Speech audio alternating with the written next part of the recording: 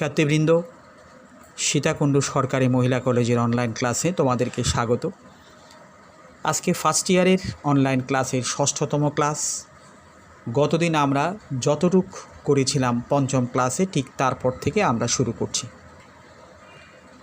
দেখো, আমরা গতদিন বোধহয় ৪-এর ১ করেছিলাম, প্রশ্নমালা ৩-এর বি অক্ষরপত্র প্রকাশনী বইয়ে। এখন আমরা ৪-এর ২ নাম্বার অঙ্কটা করব।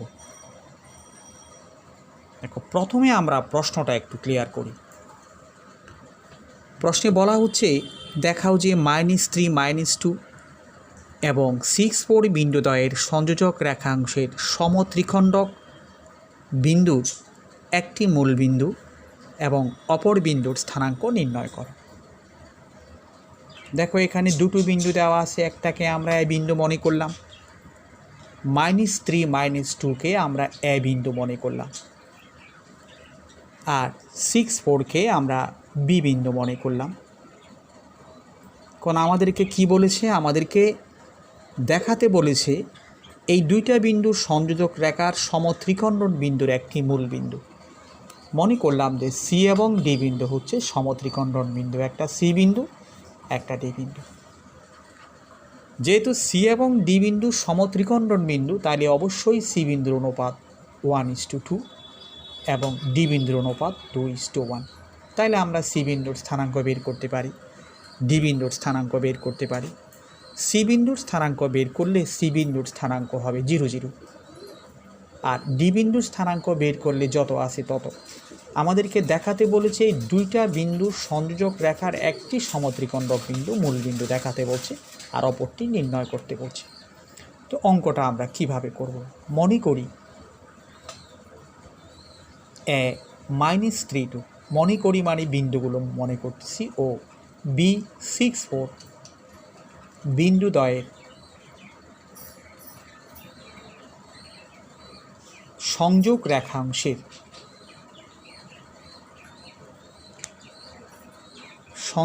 রেখাংশের সমত্রিখণ্ডন বিন্দুদ্বয় অথবা সমত্রিখণ্ডক বিন্দুদ্বয় COD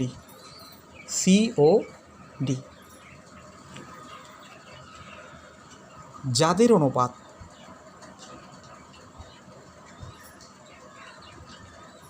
যথাক্রমে 1:2 ও 2:1। তার মানে সি বিন্দুর অনুপাত হচ্ছে 1:2 আর ডি বিন্দুর অনুপাত হচ্ছে 2:1। সুতরাং সি বিন্দুর স্থানাঙ্ক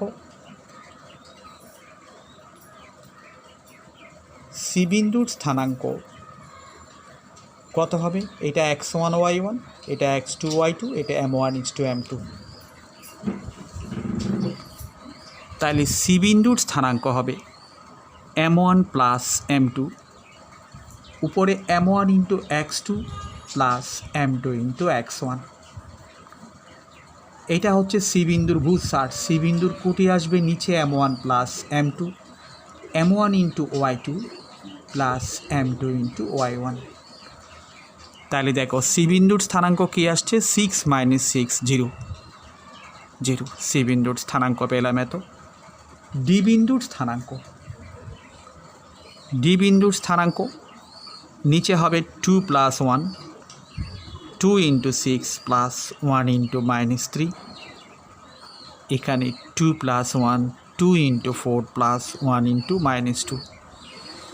তাহলে কত আসছে? 6 × 12, 12 থেকে 3 চলে গেলে 9, 9কে 3 দ্বারা ভাগ করলে 3, 4 × 8 থেকে 2 চলে গেলে 6, 6/3 মানে 2। তাইলে সুতরাং প্রদত্ত বিন্দুদ্বয়ের একটি সমত্রিখণ্ডন বিন্দু মূল বিন্দু এবং অপর বিন্দুর স্থানাঙ্ক 3 2। সুতরাং প্রদত্ত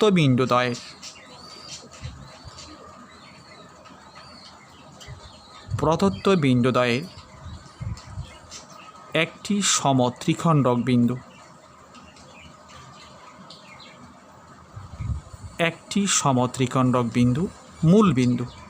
মূল বিন্দু মানি যার স্থানাঙ্ক 0 0 আমরা জানি, ও অপরটি 32। এই ছিল আমাদের অঙ্ক। তাহলে এবার আমরা দেখো 4-এর আরও অঙ্ক আছে, 4-এর 3 নাম্বার অঙ্ক আছে, এগুলো আমরা পারবো। আমরা 4-এর 4 নাম্বার অঙ্কটা একটু দেখিয়ে দিচ্ছি। 4-এর 4 নাম্বার অঙ্কটা আমরা একটু দেখি। দেখো 4-এর 4 নাম্বার কি বলে, এবি রেখাংশটি পি ও কিউ বিন্দু দুটি দ্বারা সমত্রিখণ্ডিত করা হয়, এ ও বি এর স্থানাঙ্ক নির্ণয় করো। এবি রেখাংশটি, এই যে এবি একটা রেখাংশ,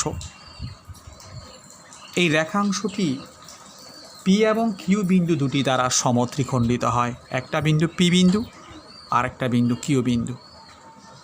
পি বিন্দুর স্থানাঙ্ক দেওয়া আছে, পি বিন্দুর স্থানাঙ্ক হচ্ছে 33 আর কিউ বিন্দুর স্থানাঙ্ক হচ্ছে 85। আমাদেরকে বলা হচ্ছে এ এবং বি এর স্থানাঙ্ক নির্ণয় করো। এ বিন্দুর স্থানাঙ্ক এবং বি বিন্দুর স্থানাঙ্ক নির্ণয় করার কথা বলা হচ্ছে।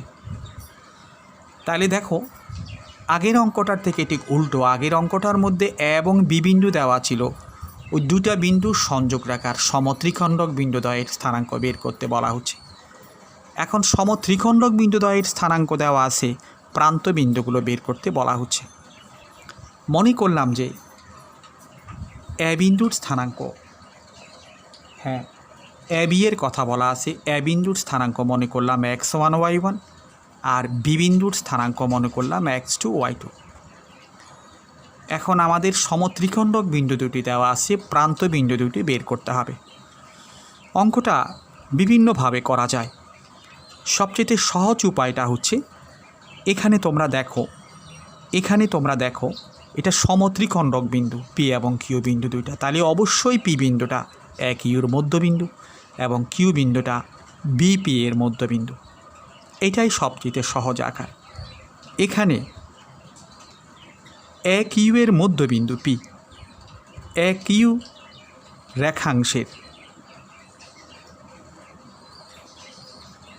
রেখাংশের মধ্যবিন্দু পি।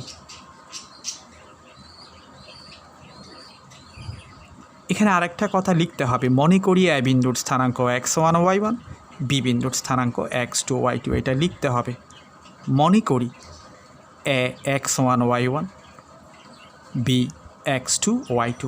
এটা মনে করলাম। এখানে এ কিউ রেখাংশের মধ্যবিন্দু পি, সুতরাং এ কিউ রেখাংশের মধ্যবিন্দু কি? এ কিউ রেখাংশের মধ্যবিন্দু পি। এ বিন্দুর স্থানাঙ্ক x1 y1, কিউ বিন্দুর স্থানাঙ্ক 85। তাহলে মধ্যবিন্দুর স্থানাঙ্ক আমরা শিখে আসছি x1 প্লাস 8/2 আর এটা হচ্ছে y1 প্লাস 5/2। এই মধ্যবিন্দুটা হচ্ছে পি বিন্দুর স্থানাঙ্ক মানে 33। এ কিউ যেটার মধ্যবিন্দু সেটাই হচ্ছে 33। অর তাহলে দুটা বিন্দু ইকুয়াল মানে বুজের সমান। সুতরাং আমরা লিখতে পারি x1 প্লাস 8 ইকুয়াল টু 6। সুতরাং দাও, এখানে অর না দিয়ে সুতরাং দাও। অর x1 ইকুয়াল টু হচ্ছে -2 পেলাম, এবং y1 প্লাস 5 ইকুয়াল টু হচ্ছে 6, অর y1 ইকুয়াল টু হচ্ছে 1। x1 ইকুয়াল টু -2 পেলাম, y1 ইকুয়াল টু 1 পেলাম। সুতরাং এ বিন্দুর স্থানাঙ্ক কিন্তু আমরা পেয়ে গেলাম। তাহলে এ বিন্দুর স্থানাঙ্ক কী পেলাম? -2 1 পেলাম এ বিন্দুর স্থানাঙ্ক। অনুরূপভাবে আমরা যদি বি এর স্থানাঙ্ক বের করতে যাই, মানে x2 y2 বের করতে যাই, তাহলে পি বি এর মধ্যবিন্দুটা বের করব। পি বি এর মধ্যবিন্দু কি? ঠিক এটার মতো, যেমন পি এবং বি এর মধ্যবিন্দু কি আসবে? 3 প্লাস x2/2, 3 প্লাস y2/2, সেটা ইকুয়াল টু হবে 85। তখন বুজের সমান করলে x2-র মান বেরিয়ে আসবে, কুটির সমান করলে y2-র মান বেরিয়ে আসবে। তার মানে বি বিন্দুর স্থানাঙ্ক পেয়ে যাব। তার মানে বাকি অংশটু আমরা করে নিব এটার মতোই। এটা তোমাদের কাজ। এবার আমরা 5-এর 2 নাম্বার অঙ্কে চলে যাচ্ছি। 5-এর 2, 5-এর 1 নাম্বার তোমরা পারবে, একটু চেষ্টা করলে 5-এর 1 নাম্বার পারবে। 5-এর 2-তে চলে আসছি।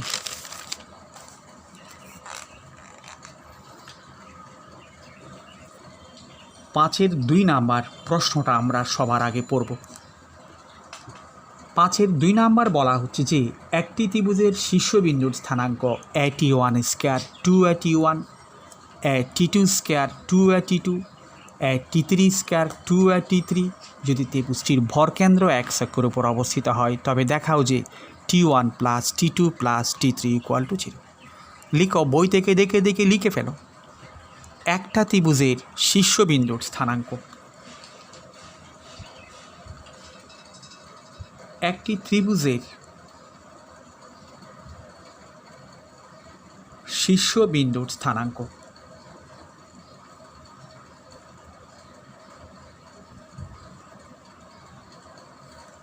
কত দেওয়া আছে? 81 স্কয়ার 281, আরেকটা হচ্ছে T2 স্কয়ার 282 ও 83 স্কয়ার 283। সুতরাং ভরকেন্দ্র আমরা জানি, একটা ত্রিভুজের 3টা শীর্ষবিন্দুর স্থানাঙ্ক জানা থাকলে পরে ভরকেন্দ্র কিভাবে বের করে? x1 plus x2 plus x3/3 মানে 81 square plus T2 square plus T3 স্কয়ার/3, এটা হচ্ছে ভরকেন্দ্রের ভুজ। আর কুটি দেখো, 281 প্লাস 282 প্লাস 283 ডিভাইডেড বাই 3, এটা হচ্ছে ভরকেন্দ্র। কার ভরকেন্দ্র? এত এত এত শীর্ষবিন্দু বিশিষ্ট ত্রিভুজের ভরকেন্দ্র। এখন আমাদের বলা হচ্ছে যদি ত্রিভুজটির ভরকেন্দ্র এক অক্ষের উপর অবস্থিত হয়। লিখো, যদি ভরকেন্দ্র এক অক্ষের উপর অবস্থিত হয়,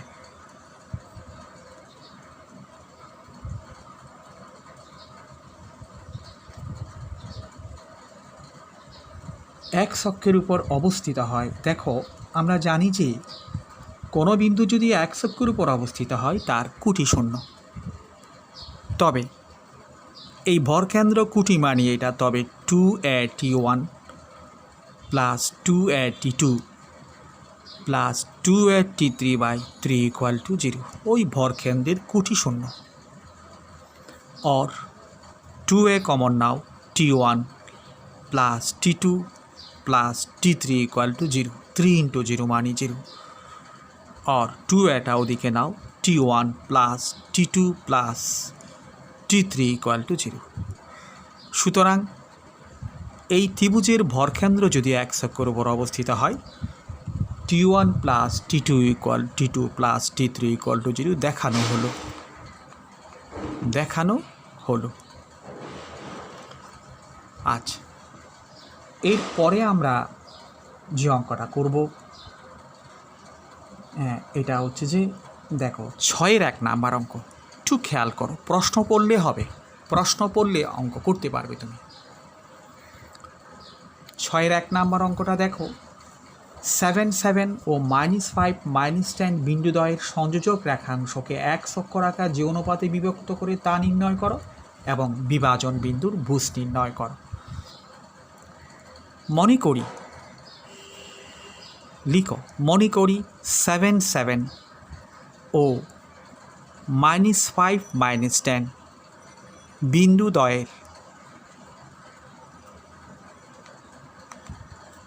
বিন্দুদ্বয়ের সংযোগ রেখাংশকে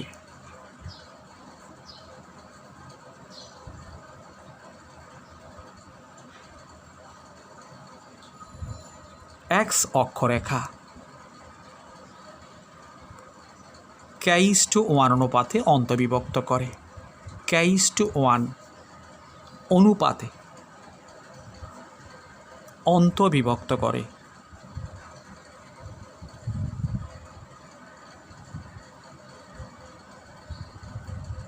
এটা আমরা মনে করলাম যে অনুপাতটুক বের করতে বলা হচ্ছে, এটা আমরা হয় k:1 ধরবো, নাইলে 1:k ধরবো, তাইলে বেশি সুবিধা হবে।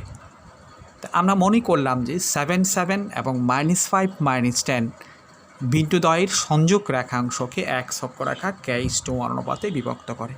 সুতরাং বিভক্তকারী বিন্দুর স্থানাঙ্ক, বিভক্তকারী বিন্দুর স্থানাঙ্ক, বিভক্তকারী বিন্দুর স্থানাঙ্ক কি হবে?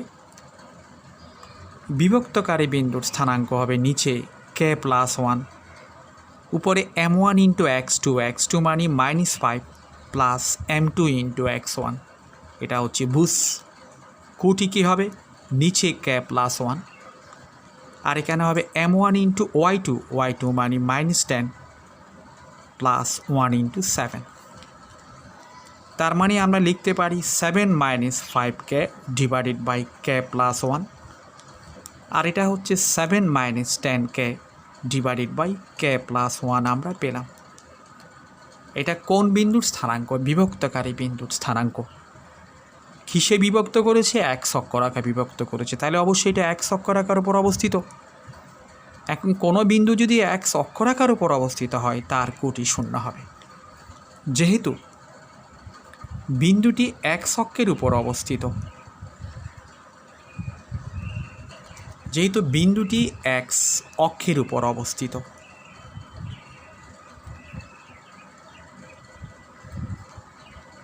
তাহলে এক অক্ষের উপর অবস্থিত হলে কি হবে? কোটি শূন্য হবে, মানে 7 - 10k বাই k+1 = 0, और k হচ্ছে 7/10। k আমরা 7/10 পেয়েছি, মানে আমরা এক অক্ষরেখা যে বিন্দুতে বিভক্ত করে সেটা আমরা পেয়েছি, তা নির্ণয় করো। সুতরাং